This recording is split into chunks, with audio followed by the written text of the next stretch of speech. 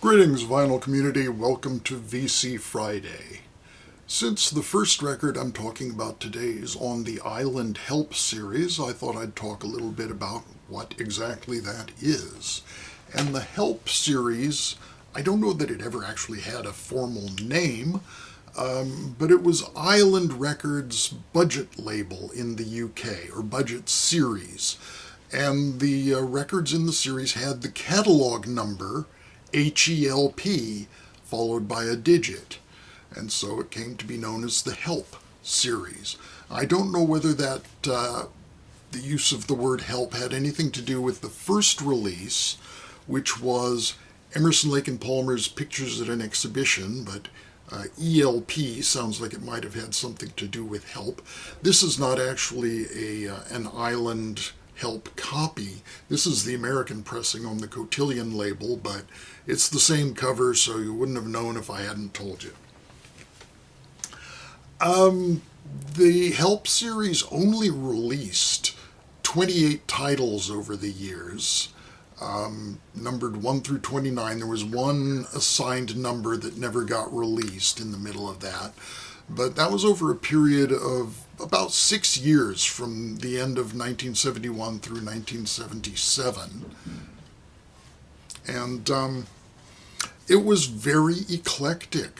They put out records of progressive rock, like Emerson, Lake and Palmer, avant-garde and ambient music, like Fripp and Eno, British folk and folk rock, like Fairport Convention, world music. They did the Tibetan Bells albums. They had salsa, they had reggae, they had R&B. So a lot of different things happening on that relatively small catalog of titles.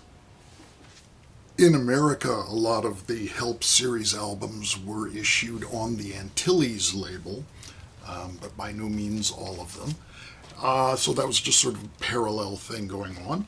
But the album I'll be talking about today is the 10th release in the Help series, and that is the 1972 album Westering Home by the British saxophone player John Surman. This is a one-man album. He plays mostly soprano and baritone saxophones. He does some keyboards. In particular, he was very interested in synthesizers starting at this period. There's not a lot of electronics on this.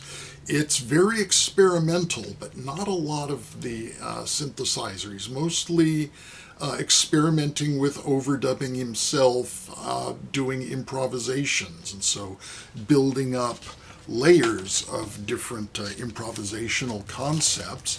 And here we have the typical Island Help series label, the black with the pink eye. So there are a lot of different sound worlds on here. The album opens with Mock Orange, which is a very quiet meditative piece featuring little bells, piano, and 2 saxophones. Elsewhere on the album we get a lot of solo saxophone improvising.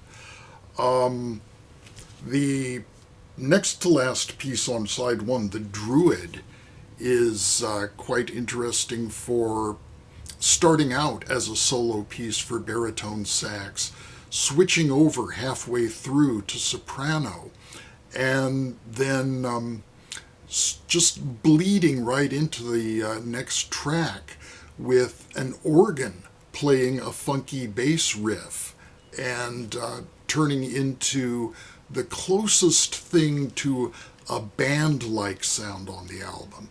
Elsewhere, he goes as far afield as to do a piece titled Hornpipe, in which he actually plays a hornpipe on the concertina. So we get this very jaunty British folk sound, which just segues into his frantic saxophone soloing. John Surman's probably best known for his releases on the ECM label, which he's been pumping out for quite a while now. But before he signed up with them, he was doing some pretty interesting stuff, and this is a fine example of that.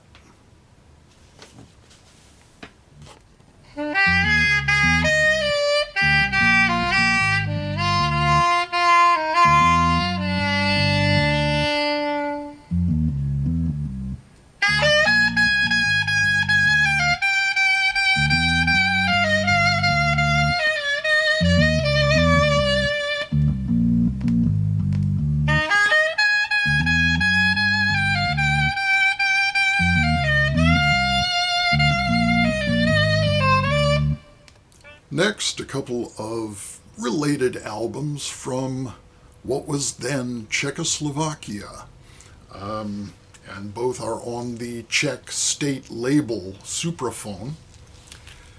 I've spoken before about the band Blue Effect, also known as Modrý Effect and M Effect. This was when they were still allowed to use the English name. This is from 1970, and this is actually a collaboration between two bands. Blue Effect had started out as a vocal rock group, but by the time of this album they were slimmed down to a jazz rock power trio. And they are collaborating with the Jazz Q, or Jazz Q Prague, as it's billed here, and the album is titled Conjunctio, and I think you may know enough Latin to translate that as conjunction. Maybe a better translation would be fusion, although this doesn't sound like the typical fusion that would become well known later in the 70s, but this is a fusion of the two bands, so that means there are two drummers and two bass players. That takes up a lot of sonic space, and the mix on this album is not ideal. For the Blue Effect, as I said, they're a power trio, so it's guitar, bass, and drums. The guitar player's got distinct Jimi Hendrix influence to him, so he's making a lot of noise. The other band, the Jazz Q, is saxophone and flute played by Yiri Stivine, and I have a real hard time remembering how to pronounce that. And he'll come up again later. He's very prominent on this album. Also keyboards, and again bass and drums. So it's not, the album isn't totally all seven musicians playing together. Side 1 is Conjunctio 1, and that's a side-long piece, 19 minutes, and that's both bands playing together. And that's where you hear, maybe they didn't do a really perfect job of getting everybody sounding really crystalline in the mix, but that would have been quite a feat. Then we have the band separate, and these titles really sound Canterbury to me. Not a Canterbury band by any means, coming from Eastern Europe, but A Visit to Auntie Margaret for a Cup of Tea is by the Blue Effect, without the other band, but with their flute player, Yiri Stivine. And that's followed by a piece played by just the Jazz Q group, the Jazz Q Prague, and that is Perhaps We'll Probably Take the Dog Out. And the final piece is again the two bands in their entirety playing together, and that is Conjunctio 2. Excellent, very exploratory.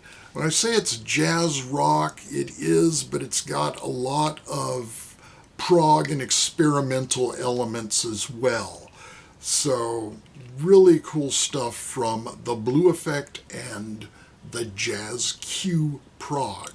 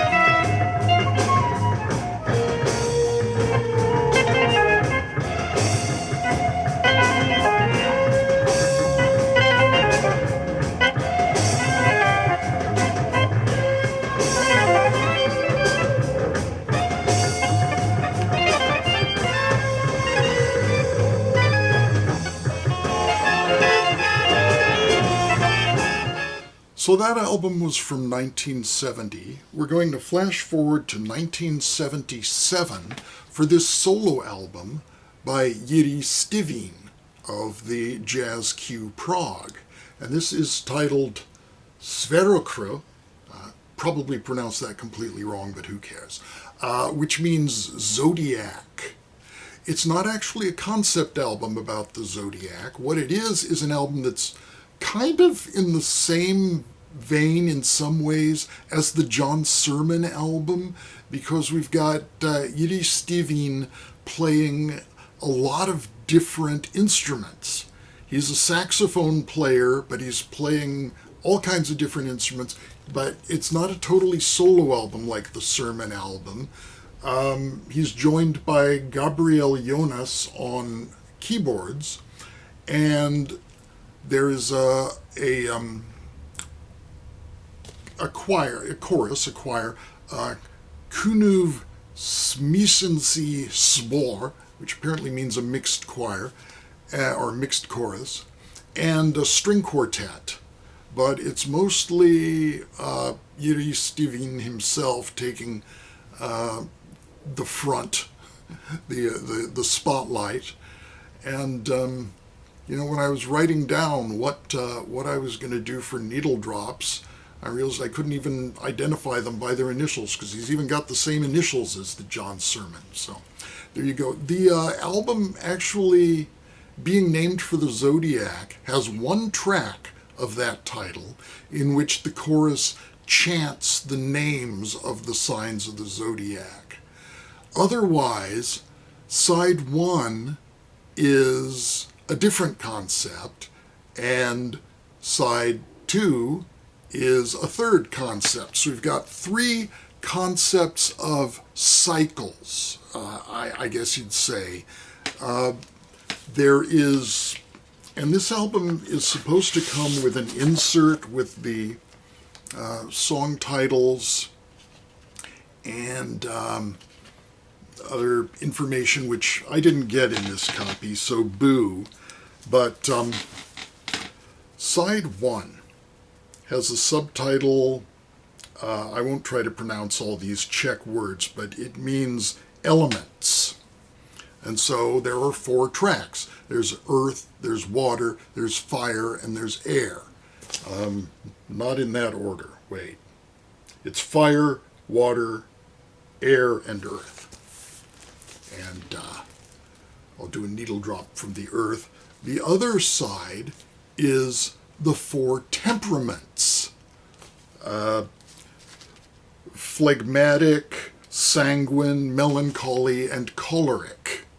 So the classical elements, the classical temperaments, and the zodiac are all used as sort of springboards for meditations on the different characters of those things.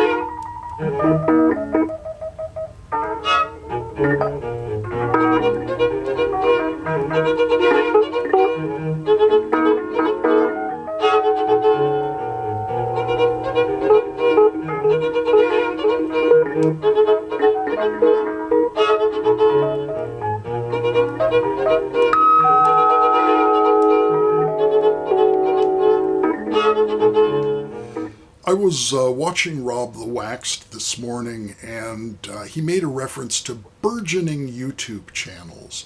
So since my channel is slowly dying a lingering death, I asked him, how can I make my channel burgeon?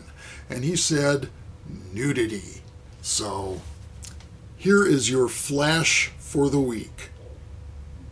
Steve Carlson knows about that stuff. He can burgeon with the best of them. So it seems that the theme for this week is saxophones and other woodwind instruments, since the saxophone technically is a woodwind instrument, even though it's never made of wood. But this is an album from 1966 on the Nonesuch label, featuring, for its first side, some classical saxophone music. These are two compositions, both from right around 1935, give or take a year. First is by Jacques Ibert, French composer who lived from 1890 to 1962, and his Concertino da Camera, or Little Chamber Concerto, for solo saxophone and chamber orchestra. And the other is by Alexander Glazunov, Russian composer whose dates are 1865 to 1936. So this saxophone concerto was his final composition. This is his Concerto for Saxophone and String Orchestra, and that's in a single movement. The Ibert is in two movements, although the second movement is kind of both a slow and a fast movement, so it's almost like the traditional three-movement concerto. So they're both pretty short for concertos, and both of them were composed for the same player, the saxophone virtuoso Sigurd Rascher, who nudged both Ibert and Glazunov to write their pieces. And side two of this album is the music of the Brazilian composer Heitor Villa-Lobos. And we have his quintet in the form of a choros. And a choros is a sort of Brazilian street song or folk song.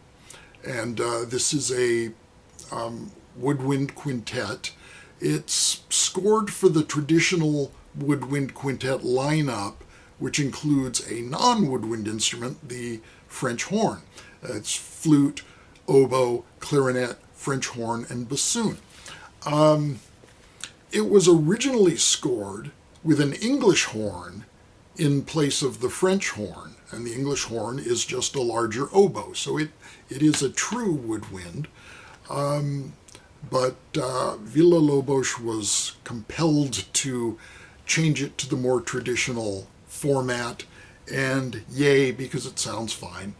And the remainder of the album is the sixth in his series of Bachianas Brasileiras, or Brazilian pieces that are both in the style of Bach and in the style of traditional Brazilian music.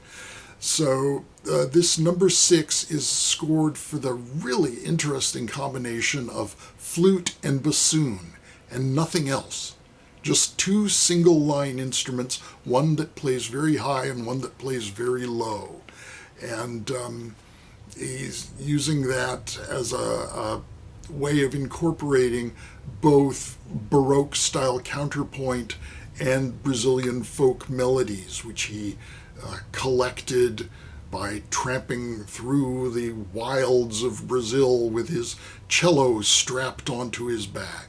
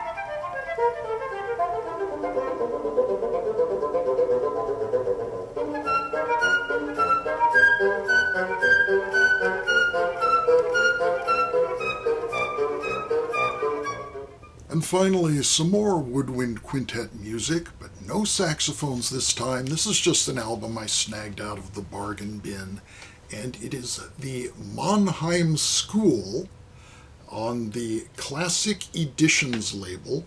This version of the album was released in 1962, and it's actually a reissue of an album from 1952 when it was configured as a 2-disc set, and it's not clear to me from the picture in Discogs whether it was a 10-inch set or not. I think it was actually, it might actually have been an actual double 12-inch set, but it was with one composition on each side, and on here they squeezed 2 on each side. So we have the music of 2 composers from the Mannheim School, and 2 composers who really didn't belong to it at all, Mozart and Reicha. But the liner notes kind of contrive ways of saying that they belong. The Mannheim School itself was the group of composers who congregated in the 18th century at the court of the nobleman titled the Elector Palatine in Mannheim, Germany. And 2 of those composers were Karl Stamitz, who was actually the son of one of the founders of the school, and Franz Danzi. So we have their music on here, and we have some Mozart music on here, and some Reicha music on here. And they call it the Mannheim School just because they have to call it something.